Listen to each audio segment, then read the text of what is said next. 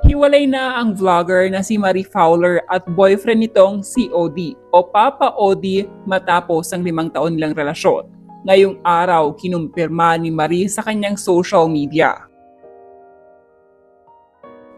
5 years, 5 taon ng saya, lungkot, magulo at makulay na buhay kasama ka, Papa OD.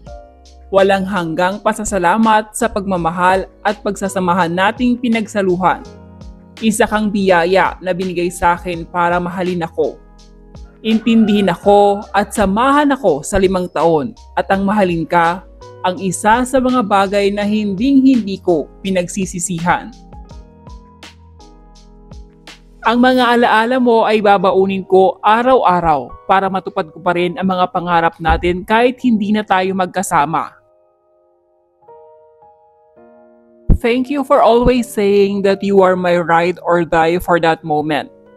We may separate ways, but my love for you will always be there no matter what. Mamahalin pa rin kita ng walang hanggan at walang katapusan. Ipinapanalangin ko na parehos tayong maghihilom sa mga sakit na naibigay natin sa isa't isa. Naway magsilbing aral sa atin lahat ng pinagdaanan natin. Let's heal and grow. Ang pagbitaw ko sa kamay mo ay ang pagyakap ko naman sa aking sarili. Ipagdadasal ko na maging buo akong uli sa pagkikita natin. In God's time, everything will be better. Salamat po sa aking buong pamilya at mga kaibigan, lalong-lalo na sa mga sumusuporta sa amin. Salamat po sa patuloy na suporta at pagmamahal. Napakahirap at lungkot pero dahil sa inyo nanatili akong matibay.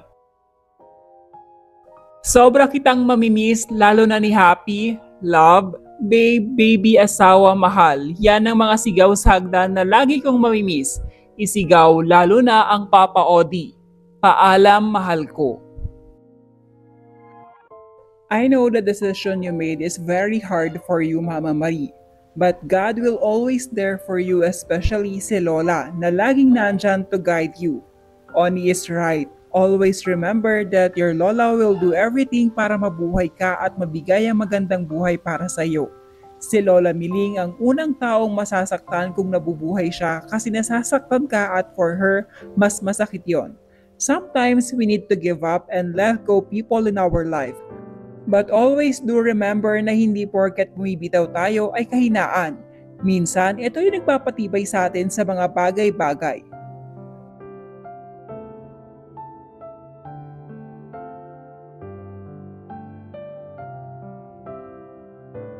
Stay strong po, everything happens for a reason. Kapit lang sa itaas, hindi kayo pababayaan.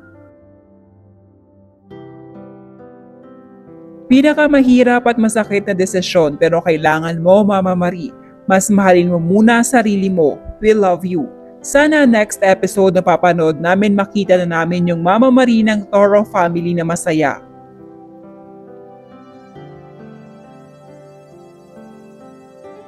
Di naman po sila naghiwalay, papasok na po sa rehab si Papa Odi dahil sa kanyang anger issue. Matagal magstay si Papa Odi doon. Nood po kayo ng mga vlog sa YouTube ni Mama Oni. Sumabay pa kayo sa Kathniel. Tingin ko magkakabalikan kayo. You need space lang. Di nyo need maghiwalay. Pag mainit ulo ng isa, relax. Give space lang. If babalik si Papa Odi, tanggapin mo.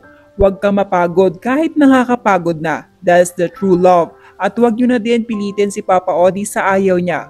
Respect sa decision niya, waiting sa comeback nyo Team Maddie. And mamimiss mo bawat sulok ng bahay nyo si Papa Odi. Open mo lang puso mo sa kanya, huwag mo isara.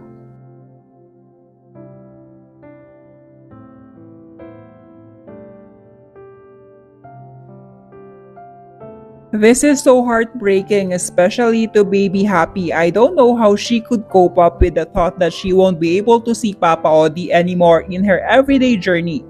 Praying for your healing and strength, Mama Marie. Stay strong po.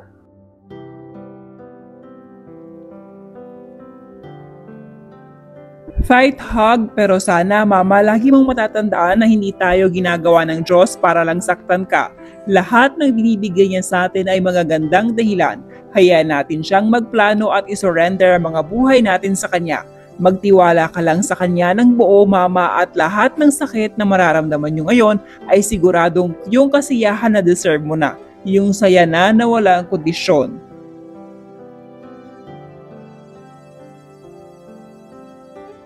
Be brave mama, di naman talaga po pwedeng sila na lang palagi pinapabura natin. Kahit nakakasakit na sila, alam natin sa puso natin na mahal natin sila. Pero mama, this time we should think for ourselves naman po para maklaim po natin ang peace of mind and toxic treatment po na paulit-ulit na lang. Always reminded of how you build yourself mama and do not let anyone destroy what you made.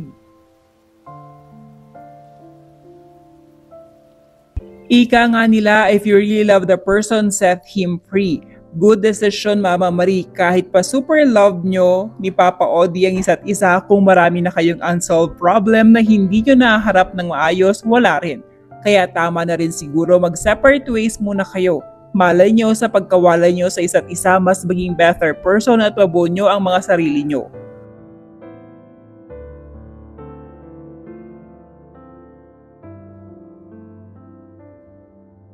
눈 뜨면 눈부신 아침 햇살과 모닝콜로 너와 시작하는 하루 마치 내 인생의 포커스가 지금에 맞춰진 걸까